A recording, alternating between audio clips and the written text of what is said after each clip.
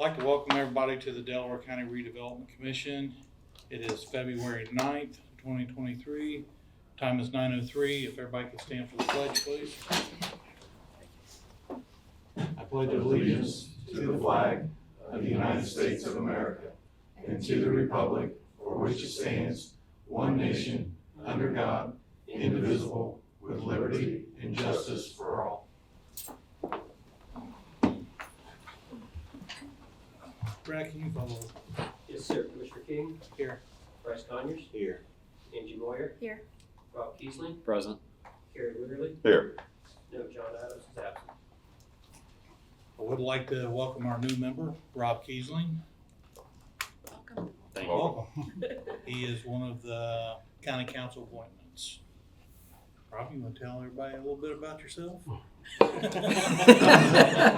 he told me he was anxious to get to that part.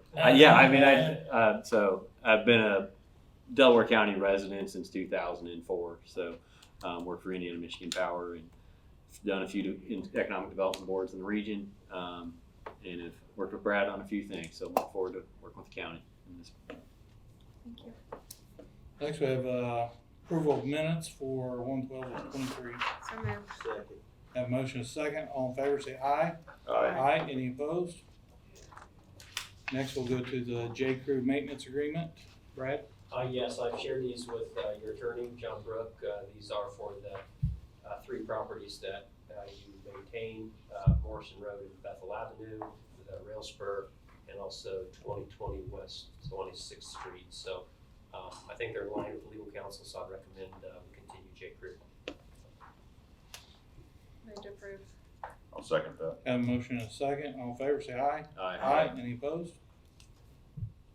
Next, we'll move to the Department Weights and Measures request for a new truck. Yes, so I have included in your packet a request from the Department of Weights and Measures. There is a proposal for a new Chevy Silverado 2023 for $42,978. The Department of Weights and Measures does not have a line item where they have vehicle expenditures that we've just learned today, but thank you, Donna.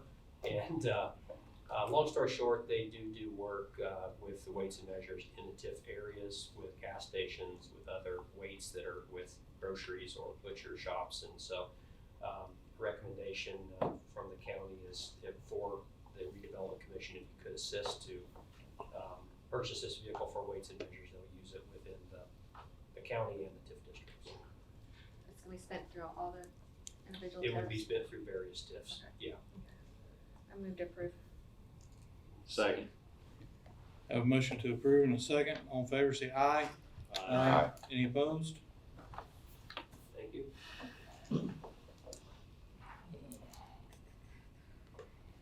Next, we have the Baker Tilly engagement letter. Yes, provided this to you as well in your packet, and also to the county legal counsel. This is a standard form engagement letter that Baker Tilly provides us. It's supposed to be on an annual basis, but we kind of bounce around. We always don't have it, but we like to get it updated, and particularly before Matt gives his presentation, we make sure we have him under contract. So I appreciate your approval of this engagement letter. Motion to approve. Second. Have a motion and a second. All in favor, say aye. Any opposed?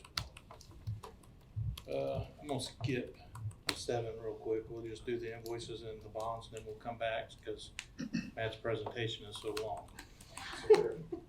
Move for approval on the vote, Mr. President. Second.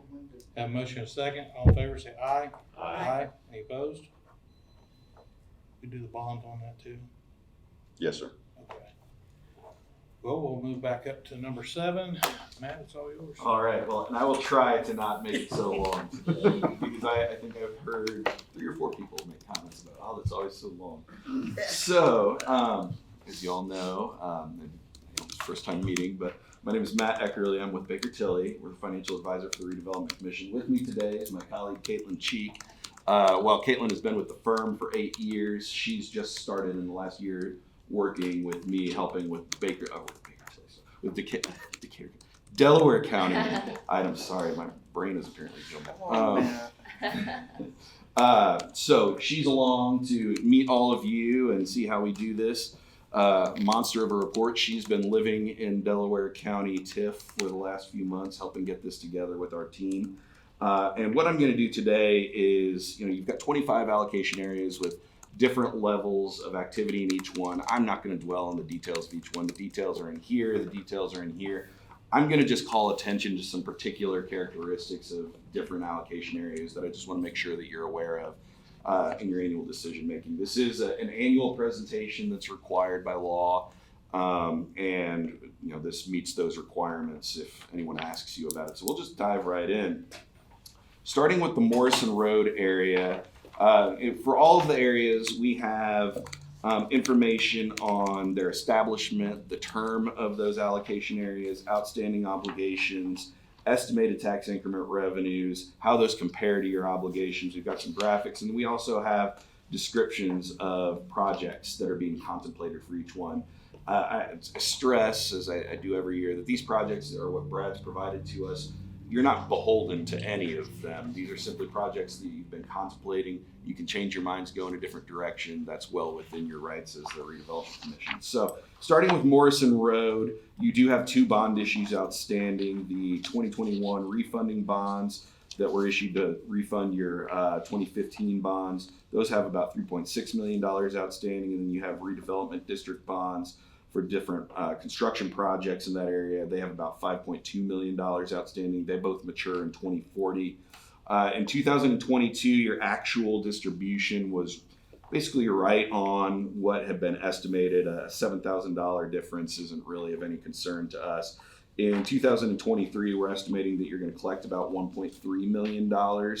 And when you compare that to to your obligations, you're going to have about $670,000 of free cash flow for projects. One characteristic of the Morrison Road area that I do want to call attention to is that it has, ever since I've worked with Delaware County, been the policy of this body to annually pass through the incremental assessed value that you could capture from residential properties to the overlapping taxing units. In 2022, that was about $26.2 million. So basically you forego, what's the right word? You chose not to receive $650,000 of tax increment revenues that you could have received, that instead went to the benefit of the taxpayers in Delaware County.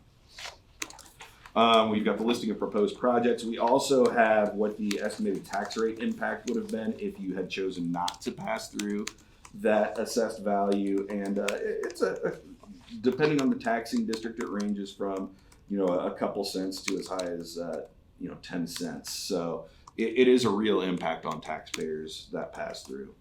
And then we also like to include a graphic so everyone's not staring at numbers all day, but that just compares your tax increment and debt service obligations. Morrison Road 2, you established that in 2018. There hasn't really been any activity out there, so we won't dwell on that. Nebo number 1, this is where the car dealerships sit. That was established in 2002. It was split into 2 allocation areas in 2012. And then you established Nebo 3 in 2018. You have 1 bond issue outstanding out there that was issued with the developers, Nebo Land Partners, $1.7 million outstanding. That setup is if there are any shortfalls in payment, the obligation does not come back to the county, that goes to the developer. So you're only on the hook for what you collect in that TIF area. And that's demonstrated on the next slide. Your collections were right on estimates in 22 and 23. We're estimating $169,760 of revenues against $204,000 of debt service. So that's payable from the company, or to the extent that you have any money sitting in the allocation fund, it can be paid from that, but typically it just goes to the company. The next page is the graphic. Nebo 2 has no bonds outstanding. You're collecting about $150,000 a year, and you have various road projects mainly. I think you've also done some bridges out of Nebo 2 as well over the years. I'm sure Andy can speak to that better than I could. So that's what's going on out there. Nebo 3, that was established in 2018. As of now, there has not been any activity out there, but similar to Morrison 2, you're ready to go if something pops out there.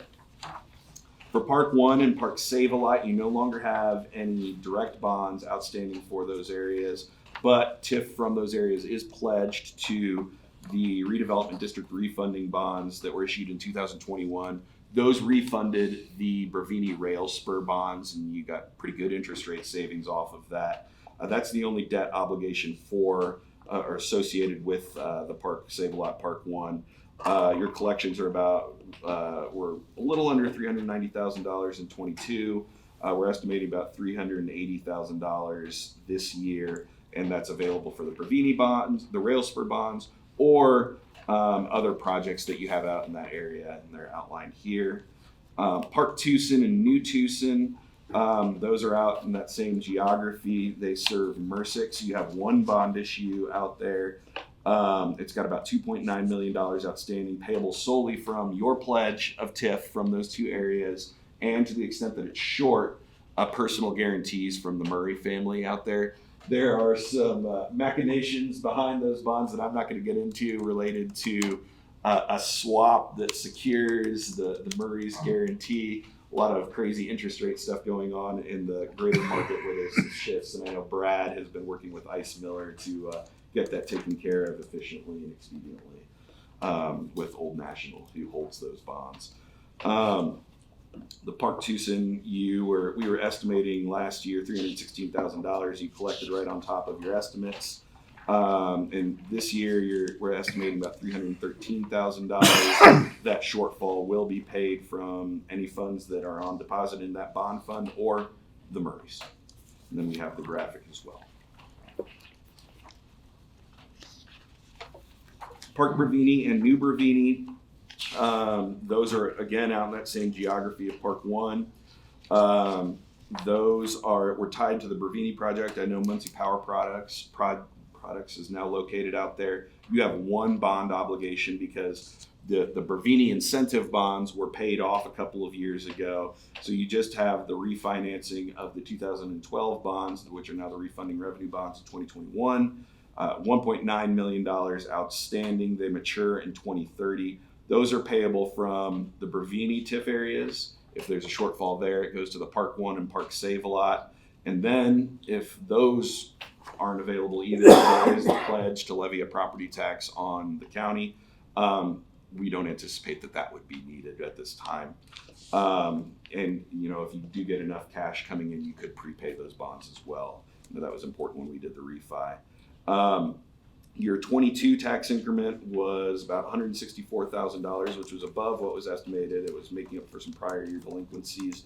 In 23, we're estimating about $148,000. You do have $286,000 of debt service due this year, so that balance can be made up from Park 1 and Park Save-A-Lot. I do want to note one thing out there. Muncie Power Products is building out there. As of now, you have not designated them as a designated taxpayer to capture their equipment investment. Any increment from that assessed value, that remains an option if you wanted to capture more revenue out there.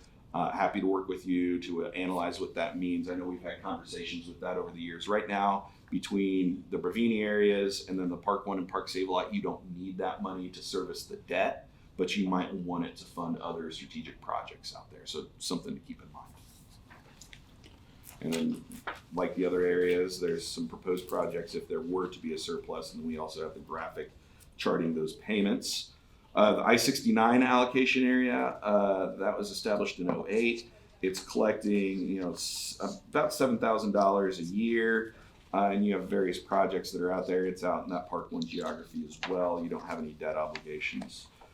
For Magna, this is from 2004. You don't have any debt outstanding out there anymore. The Garmong Shell building obligation, the annual payments at least, that's done since Living Greens is out there now, but we know that you had pledged money from Magna, Industrial Center, those areas out there to help with some remediation and some building deficiencies with that Shell building.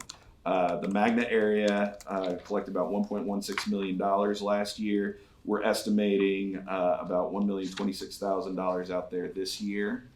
And you do have a lot of projects out in that geography, and so you have the money to get those done. Industrious Center, again, no bonds for Industrious Center either. collecting about $160,000. The assessed value actually went up there. There was a lot of growth out there from 22 to 23. So we're actually estimating for 23, you're going to be collecting about $416,000, which is a nice increase over what you have been collecting out there. And again, you have a lot of projects percolating out there that's now available for. Midwest Metals, that was established out in that Industrious Center geography back in 2010. Last year you collected about $335,000. We're estimating this year you'll collect about $361,000. Again, no obligations anymore. You prepaid the bonds that were issued in 2010 for the Midwest Metals project. So all of that money is available to obligate to a new bond issue or just pay as you go projects. PRL, established in the same timeline out in that Industrious Center area. You have one bond issue out there. It's got about $1.4 million of principal outstanding. It's payable solely from the PRL TIF and ABB Creed revenues. Those mature in 2030. They are subject to prepayment, but you'll recall, those of you who've been on this body for a while, there are some pretty onerous prepayment provisions that STAR had placed on those. So essentially makes you pay the entire amount that they'd be owed over time in one chunk just to get out from under those bonds. But the good news is you are collecting more than what you need to service that debt. Last year you collected about $564,000. We're estimating that's going to go up to $606,000 in tax increment this year. So you have about $334,000 available above what's needed to service the debt. We've got proposed projects out there as well that you can fund. That Creed has stopped. You just haven't been receiving Creed distributions from that one either. I know that the Delphi Creed had expired, and there was some question on whether the ABB was still out there or not. And the Department of Revenue, which manages all of that, can be somewhat of a black box sometimes. So as we hear more information on that, we'll be sure to share that. The North Industria allocation area was established at the same time as the Campac and Living Greens projects were going on the north side of the Industrious Center. There hasn't been any activity yet, but again, you've got the pump primed if something were to come along in that geography. The Fuson Shell Building allocation area is Living Greens. You do have the bonds that you issued last March. That is obviously the Garmong Shell Building. You've authorized up to $4 million in bonds payable solely from a pledge of 70% of the tax increment revenues generated from that investment. They were issued as draw bonds, and only $135,000 has been drawn on to date, but as Living Greens builds that out, they'll draw on those so they can receive their incentive. We are estimating that this year you'll receive about $184,000 in tax increment because that is now taxable. All right. Fountain Square. This is the Campac facility. So that was established back in 2021. We're estimating you're going to get about $46,000 in TIF this year, and that's primarily due to the land changing in use from undeveloped to developed. And on the next page, you'll see we do have the two debt obligations out there, the Series 2021A bonds and the Series 2021B bonds. Both of these are payable solely from a pledge of 75% of tax increment revenues generated in that area over the first 15 years that those revenues are generated. So the feature there is if you don't generate enough to fully pay what they've drawn on, they just eat it, so to speak. And that was the risk, but the benefit they're getting is that annual principal and interest payment. The Series B bonds are tied to the second phase of that project. The Series A bonds are tied to the initial project. So they only trigger the full draw of the Series B bonds if they complete the second phase of that project. And I think we were estimating that would occur in 25. And both of the A bonds mature in 2040, the B bonds in 2042. On to Daleville. This one was established in 1994. It's your second legacy area, along with Morrison Road. You do have two debt obligations outstanding for that allocation area. The redevelopment district bonds of 2015 have about $3.1 million outstanding. Those are payable solely from Daleville TIF. And then there's also the Town Hall Police Station BOT financing. that has about $4.1 million outstanding, again, payable solely from Daleville TIF. Then there's the pledge of $112,933 a year of Daleville TIF to the Delaware County Regional Wastewater District, and that runs through 2032. With all of those, you are collecting, you collected about $900,000 last year, which was above estimates, but looks to be primarily from prior year delinquencies. You have had some growth out in that area, so we're estimating about $960,000 this year. Your total obligations are about $627,000, so that leaves $333,000 to fund other projects. Next is the Daleville 2, which again is out in that geography. You did capture a little bit of revenue last year, about $2,400. We're estimating about $1,400 this year. There hasn't been any significant activity, but that's one that's ready to go if something were to happen. Same with Forza. I know that project, I don't know where that project stands currently. That was supposed to be for multifamily development, but it's available if and when the next project comes along. BioVision, technically it is still in existence, but you've elected the past couple of years to just pass through all the assessed value. It wasn't really generating much. You didn't want to completely eliminate the area, so you take that annual pass-through action to preserve the option to reinstitute it if needed. Bell Perch, that was established back in 2009. You issued bonds in 2013. Your final bond payment is this June, so that one's going to be cleared out. You have the TIF coming in, and you also have a debt service reserve fund for those bonds that will help make that final payment. And then once that's paid off, you're going to have that money, that TIF money, available to do other projects out there that you have as priorities in that Albany area. The Gaston area at 69 and 28 has not had any activities as of yet, but again, it is ready to go if something were to happen. And then just last year, you established your East State Road 32 corridor area. It's too early that we're actually in the base year, so to the extent that any new development was in place as of January 1 of this year or moving forward, you'll be capturing that, generating revenues for various projects. 80 pages and That's good. about 15 minutes. That's really done. And we understood every bit of it. Well, and as always, you guys know where to reach us. Brad and I, we talk weekly, if not daily. John and I correspond frequently. We work with Donna all the time as well, and we'll be looking forward to working with Donna's successor. Always happy to answer questions, provide additional information as needed. Anybody on the board have any questions for Matt? My only point I want to make is does show revenue coming in a lot of those districts. And one thing Matt didn't go through in a lot of detail just because of time is the proposed projects that are associated with each allocation area. So in the event that someone says, you've got a lot of cash out there, well, it's best to refer to the proposed projects to know that there are some plans in the works for those open balances. Nobody has anything for Matt. I'll open up for public comments. I just had one question, probably Matt can answer, I don't know. The Delaware 2 allocation area, where is that? What is that geography, Brad, for Daleville 2? It's We got checks for that during this year by accident. So Delaware 2 is what was to be the BHI, the Balance That's right. Holdings, a project, which is the land north of White Castle in that area. And I think you received a small check, but that was a county-created TIF district for the BHI project, which never came to fruition.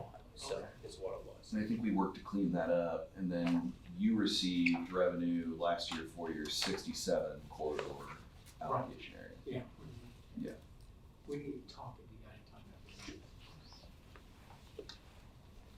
Nothing else, I'll entertain a motion to adjourn. So moved. Second. Have a motion and a second. All in favor, say aye. Aye. Any opposed? Go adjournment.